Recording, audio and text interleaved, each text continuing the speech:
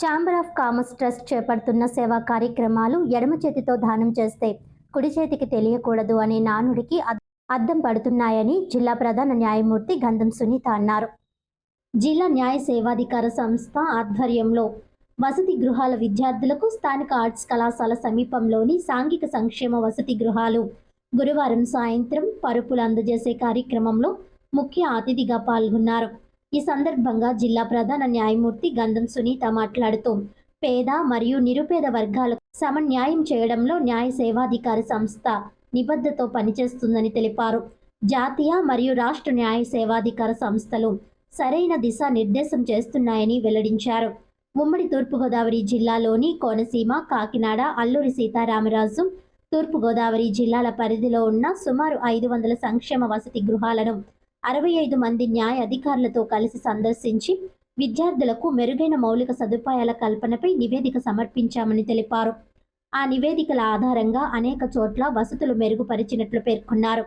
ఆర్థిక నిధుల విడుదలలో జాప్యం వల్ల కొంత ఇబ్బందులు ఎదురవుతున్నప్పటికీ వాటిని పరిష్కరించేందుకు న్యాయ సేవాధికారి సంస్థ చర్యలు తీసుకుంటుందని అన్నారు. వసతి గృహాల్లో సమస్యలు ఉంటే విద్యార్థులు వార్డెన్ లేదా సంబంధిత అధికారులకు తెలియజేయాలని, స్పందన లేని పక్షంలో న్యాయ సేవాధికారి సంస్థకు ఫిర్యాదు చేయవచ్చునని, ఫిర్యాదుదారుల పేర్లు గోప్యంగా ఉంచబడతాయని స్పష్టం చేశారు. గురువారం సాయంత్రం రాజమహేంద్రవరం ఆర్ట్స్ కళాశాల సమీపంలోని సాంఘిక సంక్షేమ బాలికల వసతి గృహంలో 370 మంది విద్యార్థులకు పరుపులు అందజేసే కార్యక్రమం నిర్వహించారు. దాతృత్వం చూపించిన ఛాంబర్ ఆఫ్ కామర్స్ ట్రస్ట్కి ప్రశంసా పత్రాలు అందజేస్తూ సేకరించిన నిధుల్లో 90% ఇటువంటి సేవా కార్యక్రమాలకు వినియోగించడం అభినందనీయమని జిల్లా ప్రధాన న్యాయమూర్తి పేర్కొన్నారు. మానవ జీవితం చిన్నదైనా సమాజానికి మేలు చేసే కార్యక్రమాలు చేపట్టడం ద్వారా పలువురికి స్ఫూర్తిగా నిలవాలని ఆకాంక్ష వ్యక్తం చేశారు. ఈ కార్యక్రమంలో డిఎల్ఎస్ఏ కార్యదర్శి ఎన్ శ్రీలక్ష్మి, జిల్లా సాంఘిక సంక్షేమాధికారి MD Gayazuddin, chamber of commerce trust ప్రతినిధులు Bala Nagu Ganesh Gupta, I Muralidhar, B Subbarayudu, Y Venkateswararao, L Veerabhadrarao, S Seetharamanjaneyulu తదితరులు పాల్గొన్నారు.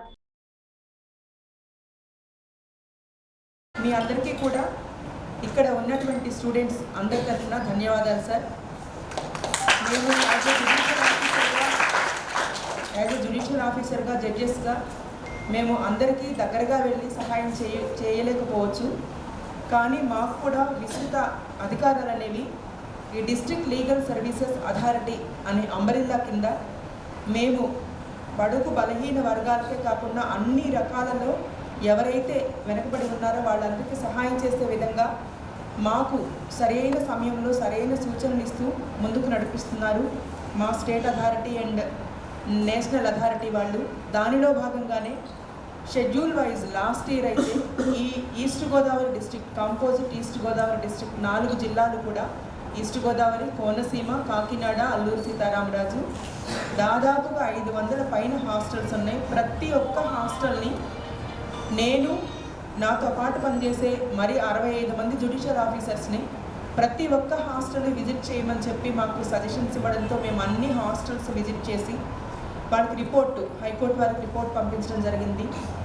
దానిలో భాగంగానే చాలా మటుకు ఇక్కడ ఆ వెల్ఫేర్ స్కీమ్స్ కానీ, వెల్ఫేర్ సంబంధించిన యాక్షన్స్ కానీ తీసుకోవడం జరిగింది ఆ హాస్టల్స్లో. ఇక్కడ కూడా వీళ్ళు హాస్టల్స్ రన్ చేయాలి అంటే నేను గమనించింది ఏంటంటే ఫైనాన్స్, ల్యాక్ ఆఫ్ ఫైనాన్స్ ఒకటే. ఆ ఫండ్స్ రిలీజ్ చేయకపోవడంతోనే ఇలాంటివన్నీ కూడా వీళ్ళు చిన్నపాటి ఇబ్బందులు కానివ్వండి ఏ రకమైనవైనా పడుతున్నారు. హాస్టల్ పెట్టారు అంటే అది పెట్టి వదిలేయడం కాకుండా దాన్ని ప్రాపర్గా ఇంప్లిమెంటేషన్ చేసి అందరికీ అన్ని విధాలుగా హాస్టల్లో ఎలాగైతే వాళ్ళు ఇంట్లో ఉండగలిగే స్థితిని కల్పించగలమో అప్పుడు మాత్రమే మనము దీని అందరినీ కూడా అందరికీ సహాయం చేసి మంచి వాతావరణంలో పెంచడం అవుతుంది. ఇక్కడ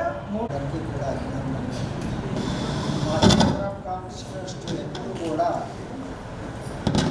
ఇలాగా వెనుకబడిన తరగతుల వారికి ఏదైనా సరే సాయం చేయాలి మనకి, ఎస్పెషల్లీ స్టూడెంట్స్కి సంబంధించినవి అన్నీ కూడా మేము ఇలా ఇస్తూ ఉంటాం. చాలా స్కూళ్ళకు కూడా ఇచ్చాం.